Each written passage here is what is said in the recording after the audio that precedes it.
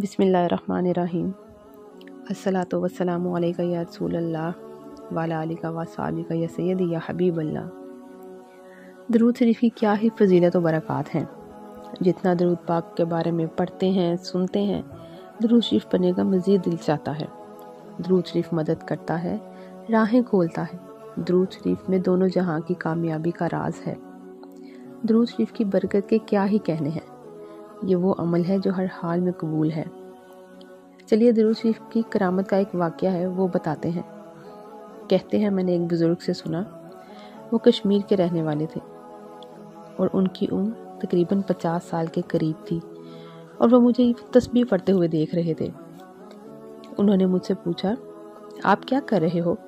میں نے انہیں بتایا کہ میں درود پاک پڑھ رہا ہوں۔ وہ بہت ہی پیاری مسکراہٹ سے مسکرائے اور مجھے گلے لگا لیا اور کہنے لگے، بیٹا تم کو دیکھ کر مجھے اپنی جوانی یاد آ گئی۔ پھر میں نے ان بزرگ سے پوچھا، بابا جی آپ بھی درود شریف پڑھتے ہیں؟ درود شریف سے آپ کو کیا کچھ حاصل ہوا؟ تو وہ بزرگ رونے لگ گئے اور کہنے لگے، میں تمہیں اپنی زندگی کا ایک واقعہ بتاتا ہوں۔ پھر انہوں نے مجھے بتایا کہ آج سے بہت سال پہلے میں کام کے سلسلے میں دبئی گیا، اور دبئی پہنچنے کے چند ماہ بعد وہاں میری طبیعت خراب ہو گئی۔ طبیعت زیادہ خراب ہونے کی صورت میں ڈاکٹرز کے پاس گیا، چیک اپ کروایا۔ میری طبیعت کو دیکھنے کے بعد انہوں نے مجھے کچھ ٹیسٹ لکھ کر دیے۔ اگلے دن ٹیسٹ کروانے جب میں لیبارٹری پہنچا تو مجھے پتہ چلا کہ یہ تو ٹیسٹ کینسرز کے ہیں۔ ان بزرگ نے مجھے بتایا کہ میں وہاں پہنچتے ہی رونا شروع ہو گیا۔ انہوں نے بتایا کہ اس وقت میری عمر تقریباً 30 یا 32 کے لگ بھگ تھی۔ جس نے میرا ٹیسٹ لینا تھا اس نے کہا، آپ پریشان نہ ہوں، ابھی کون سی رپورٹ آ گئی ہے، ابھی تو آپ کا ٹیسٹ ہونا ہے۔ لیبارٹری سے ٹیسٹ کروا کر میں گھر آ گیا۔ گھر آ کر بھی روتا رہا کہ میرے والدین نے لوگوں سے قرض لے کر مجھے باہر کے ملک کمانے بھیجا تاکہ میں اپنے گھر کے حالات کو بہتر کر سکوں۔ مجھے یہ بیماری لگ گئی تو میں کیا کروں گا؟ 2 دن میں روتا رہا، اور جب تیسرے دن میں لیبارٹری گیا، جس بات کا مجھے ڈر تھا وہی ہوا، مجھے کینسر تھا۔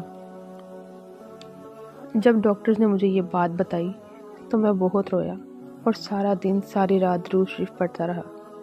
ایک دن میں 15,000 درود پاک پڑھ لیتا اور اللہ سے دعا کرتا رہتا، اے اللہ مجھے اپنے پیارے محبوب صلی اللہ علیہ وآلہ وسلم کے صدقے سے اس بیماری سے نجات دے دے، مجھے شفا دے دے۔ کہتے ہیں وقت گزرتا گیا اور دن بدن میں روتا رہا۔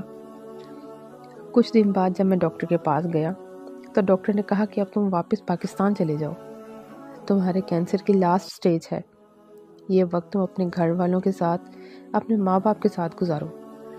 کہتے ہیں یہ خبر سن کے میں بہت ہی رویا اور واپس پاکستان آ گیا۔ جب گھر آیا تو گھر والوں کو اپنی بیماری کا بتایا۔ گھر پر قیامت ٹوٹ گئی، میری بیوی غم سے بے ہوش ہو گئی۔ یہاں بھی آ کر بہت سی لیبارٹری سے ٹیسٹ کروایا، سب میں کینسر آیا۔ گھر میں بہت پریشانی تھی، سب لوگ میری وجہ سے بہت پریشان تھے۔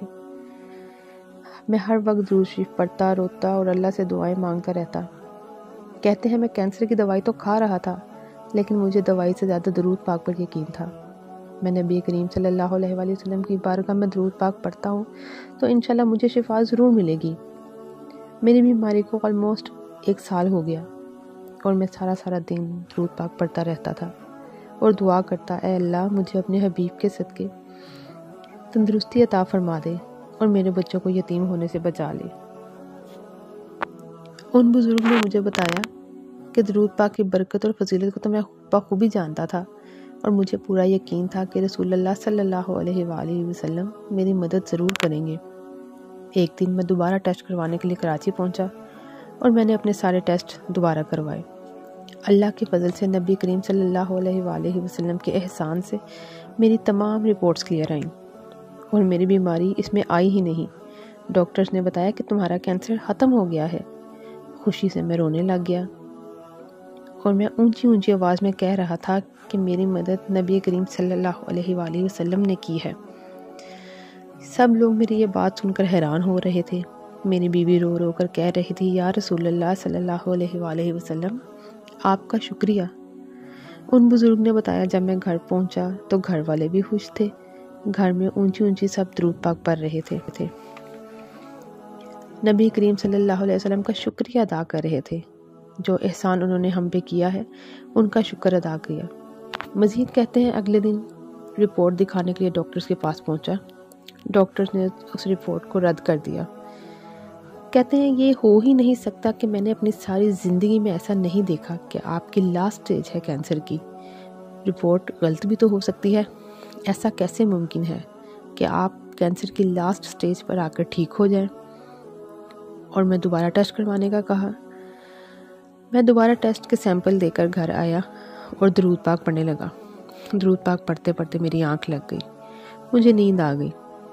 پھر مجھے خواب آیا جس میں مجھے بتایا جا رہا تھا درود پاک کی برکت سے ہم نے تیرے کینسر کو ختم کر دیا ہے، اور یہ اب بہت خوشی کی بات تھی۔